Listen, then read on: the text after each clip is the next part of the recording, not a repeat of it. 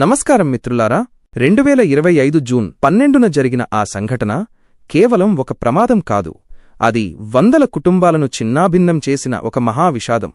Air India flight TI-171 మధ్యాహ్నం 1:38 Sardar Vallabhbhai Patel international ఎయిర్పోర్ట్లోని runway 23 నుండి takeoff అయింది. ఆ విమానంలో మొత్తం 242 మంది ఉన్నారు. వారిలో 230 మంది ప్రయాణికులు. వీరిలో 169 మంది భారతీయులు, 53 మంది బ్రిటిష్ వారు, 7 పోర్చుగీసు వారు, 1 కెనడా పౌరుడు మరియు 2 పసిబిడ్డలు ఉన్నారు. అలాగే 12 మంది సిబ్బంది కూడా ఉన్నారు. ఈ ప్రయాణికులలో గుజరాత్ మాజీ ముఖ్యమంత్రి విజయ్ రూపానీ కూడా ఉన్నారు. టేకాఫ్ అయిన కొన్ని సెకండ్లకే విమానం 626 అడుగుల ఎత్తుకు చేరుకుంది. కాని అప్పుడే ఏదో తేడా జరిగింది. పైలట్ ATCకి మేడే కాల్ పంపారు. అది అత్యంత తీవ్రమైన అత్యవసర సంకేతం. వెంటనే విమానం నిమిషానికి 475 అడుగుల వేగంతో కిందకు పడిపోవడం మొదలుపెట్టింది. ఆపై ATCతో దాని సంబంధం పూర్తిగా తెగిపోయింది. కొన్ని సెకండ్లలోనే విమానం మేఘానీనగర్లోని ఒక నివాస ప్రాంతంలో కూలిపోయింది. ఆ విమానంలో 125,000 లీటర్ల జెట్ ఫ్యూయల్ నిండి ఉంది. అది నేలకి తగలగానే భయంకరమైన పేలుడు సంభవించింది. విమానంలో ఉన్న ప్రయాణికులు మరియు కింద ఉన్న ప్రజలు దారుణంగా కాలిపోయారు. విమానం మెడికల్ కాలేజీ హాస్టల్పై పడింది. అక్కడ 50 మందికి పైగా ఇంటర్న్ డాక్టర్లు ఉన్నారు. చాలామంది అక్కడికక్కడే మరణించారు. ప్రభుత్వం మాకు దుఃఖంగా ఉంది అని అంటుంది. కాని అసలు ప్రశ్న ఏంటంటే, తప్పు ఎవరిది? ఇంత పెద్ద నిర్లక్ష్యం ఎలా జరిగింది? ఇప్పుడు మౌనంగా ఉండకండి, సమాధానాలు డిమాండ్ చేయండి.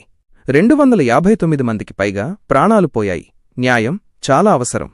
ఇప్పుడు మౌనం వీడే సమయం. ఇప్పుడు సత్యాన్ని బయటపెట్టే సమయం. ఆ రోజు కథ రండి, ప్రతి సెకను, ప్రతి అడుగును యానిమేషన్ ద్వారా చూపిస్తాం. ఆ రోజు జరిగిన పూర్తి కథను, ఒక సాధారణ టేకాఫ్ ఎలా ఒక భయంకరమైన ప్రమాదంగా మారిందో మరియు ఎందుకు. 2025 జూన్ 12 మధ్యాహ్నం 1:38 అహ్మదాబాద్లోని Sardar Vallabhbhai Patel international airport. Air India flight VI-171 లండన్కు బయలుదేరడానికి సిద్ధంగా ఉంది. దీనికి కమాండర్ కెప్టెన్ సుమీత్ సబర్వాల్. ఆయనకు 8,200 గంటల విమాన అనుభవం ఉంది. కో పైలట్ కుందర్కు 1,100 గంటల అనుభవం. టేకాఫ్ సాధారణంగానే అనిపించింది. విమానం వేగంగా 625 అడుగుల ఎత్తుకు చేరుకుంది. కాని అప్పుడే కాక్పిట్లో ఏదో తప్పు జరిగిన సంకేతాలు కనిపించాయి. ఇంజిన్ శబ్దం అసాధారణంగా ఉంది. పైలట్లు వెంటనే ఫ్లాప్స్ మరియు ల్యాండింగ్ గేర్ స్థానాన్ని తనిఖీ చేశారు. కాని ఏదీ సరిగ్గా లేదు. తమ నియంత్రణలో విమానం లేదని పైలట్లు గ్రహించారు. వారు వెంటనే ATCకి మేడే కాల్ పంపారు. Mayday call. Mayday mayday VI-171 emergency. Engine స్పందించడం లేదు. మేడే కాల్ అత్యంత తీవ్రమైన అత్యవసర పరిస్థితిని సూచిస్తుంది. విమానం నిమిషానికి 475 అడుగుల వేగంతో కిందకు రావడం మొదలుపెట్టింది. పైలట్లు నియంత్రణను తిరిగి పొందడానికి ప్రయత్నించారు. కాని విమానం స్పందించడం లేదు. ATCతో సంబంధం తెగిపోయింది. విమానం మేఘానీనగర్లోని మెడికల్ కాలేజీ హాస్టల్పై కూలిపోయింది. 125,000 లీటర్ల జెట్ ఫ్యూయల్ మంటలను భయంకరంగా మార్చింది. హాస్టల్లో 50 మందికి పైగా ఇంటర్న్ డాక్టర్లు ఉన్నారు. వారిలో చాలామంది అక్కడికక్కడే మరణించారు. ఈ ప్రమాదంలో మొత్తం 259 మంది ప్రాణాలు కోల్పోయారు. విమానంలో 242 మంది మరియు మిగిలినవారు నేలపైన. ఈ నరకం మధ్య ఒక అద్భుతం జరిగింది. విశ్వాస్ కుమార్ రమేష్ 30 ఏళ్ల భారతీయ పౌరుడు 11A సీటులో కూర్చున్నాడు. ఈ ప్రమాదంలో జీవించిన ఏకైక వ్యక్తి అతనే. విశ్వాస్ ఇలా చెప్పాడు, టేకాఫ్ అయిన తర్వాత అకస్మాత్తుగా అంతా కిందకు పడిపోవడం మొదలుపెట్టింది. ఒక పెద్ద పేలుడు జరిగింది. ఆపై చీకటి. నేను చనిపోతున్నానని అనుకున్నాను. కాని కళ్ళు తెరిచినప్పుడు నేను శిథిలాలలో ఉన్నాను, సజీవంగా. నిపుణుల ప్రకారం విశ్వాస్ సీటు క్రాష్ సమయంలో విడిపోయిందని, అది అతన్ని ప్రమాదం నుండి రక్షించిందని అంటున్నారు. ప్రమాదానికి కారణం ఏమిటి? ప్రాథమిక దర్యాప్తులో 3 ప్రధాన కారణాలు బయటపడ్డాయి. 1. ఫ్లాప్స్ మరియు ల్యాండింగ్ గేర్ లోపం. దర్యాప్తులో టేకాఫ్ అయిన తర్వాత ఫ్లాప్స్ను తొందరగా వెనక్కి తీసుకోబడ్డాయని, అయితే ల్యాండింగ్ గేర్ మాత్రం కిందే ఉందని తేలింది.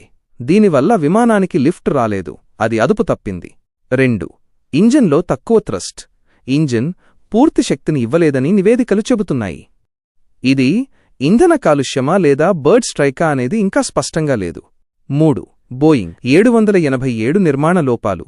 2024లో న్యూయార్క్ టైమ్స్ నివేదికలో బోయింగ్ 787 డ్రీమ్లైనర్ తయారీలో షార్ట్కట్లు ఉన్నాయని వెల్లడైంది. ఈ ప్రమాదానికి దానితో ఏమైనా సంబంధం ఉందా? ప్రమాదానికి అసలు కారణాన్ని తెలుసుకోవడానికి ప్రయత్నం ఇప్పుడు బ్లాక్బాక్స్ వైపు మళ్ళింది. రికార్డర్ మరియు ఫ్లైట్ డేటా రికార్డర్ 2 బ్లాక్బాక్సులు హాస్టల్ పైకప్పు నుండి లభ్యమయ్యాయి. వాటిని ఢిల్లీకి పంపారు. నిపుణుల పర్యవేక్షణలో దర్యాప్తు ప్రారంభమైంది. రాబోయే 48 గంటల్లో పైలట్లు చివరి నిమిషంలో ఏమి చెప్పారు, ఇంజిన్ పరిస్థితి ఎలా ఉంది, మరియు అవి సరిగ్గా పనిచేస్తున్నాయా లేదా అనేది స్పష్టమవుతుంది. ఈ ప్రమాదంపై దర్యాప్తు భారతదేశంలో మాత్రమే జరగడం లేదు. యూకే మరియు అమెరికా యొక్క ఎయిర్ సేఫ్టీ ఏజెన్సీలు కూడా ఇందులో పాలుపంచుకున్నాయి. మొత్తం మీద 50 మందికి పైగా నిపుణులు ప్రతి స్క్రూ, ప్రతి వైర్, ప్రతి డేటాను నిశితంగా పరిశీలిస్తున్నారు. సీసీటీవీ ఫుటేజ్లో ఒక షాకింగ్ నిజం బయటపడింది. టేకాఫ్ తర్వాత ల్యాండింగ్ గేర్ తన స్థానంలోనే ఉండిపోయింది మరియు ఫ్లాప్స్ అసాధారణమైన ప్రమాదకరమైన స్థితిలో ఇరుక్కుపోయాయి. ఇప్పుడు అనుమానమేంటంటే 2024లో జరిగిన మెయింటెనెన్స్ సమయంలోనే ఏదైనా తీవ్రమైన లోపం మిగిలిపోయిందా? ఇంజిన్ లేదా ఫ్లాప్స్కు సంబంధించిన ఆ మరమ్మత్తులో 2025లో 246 జీవితాలను బలిగొనేంత పెద్ద పొరపాటు జరిగిందా? ఈ ప్రమాదం మన నుండి చాలా లాగేసుకుంది. కానీ విశ్వాస్ కుమార్ రమేష్ కథ మనకు ఆశను ఇస్తుంది. అతను బ్రతకడం ఒక అద్భుతం. ఈ విషాదంలో కోల్పోయిన 259 మంది ప్రాణాలకు మేము నివాళులర్పిస్తున్నాము. ఇది చివరి ప్రమాదం కావాలని మేము ప్రార్థిస్తున్నాము మరియు సత్యం త్వరగా బయటపడాలని మేము డిమాండ్ చేస్తున్నాము. మిత్రులారా, అహ్మదాబాద్ ఎయిర్ ఇండియా క్రాష్ యొక్క ఈ స్టెప్ బై స్టెప్ కథనమిది. ఈ ప్రమాదాన్ని ఆపగలమా? దీనిపై మీ అభిప్రాయమేమిటి? దయచేసి కామెంట్లలో తెలియచేయండి. మీరు విమానయాన భద్రత లేదా ఈ దర్యాప్తు గురించి మరింత సమాచారం కోరుకుంటే దయచేసి కామెంట్లలో తెలపండి. న్యాయం యొక్క స్వరం బలంగా మారడానికి ఈ వీడియోను షేర్ చేయండి.